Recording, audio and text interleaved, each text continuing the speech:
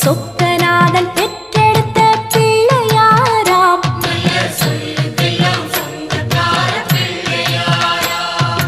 கைலாய மலைய விட்டு தெற்கே வந்தாராம்.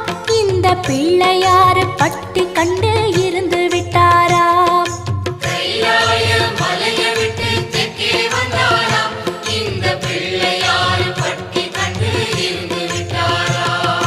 கணபதியார் வந்தாரம்மா, நம்ம உறவாக நின்னாரம்மா. கணபதியார் வந்தாரம்மா, நம்ம உறவாக நின்னாரம்மா. சொக்க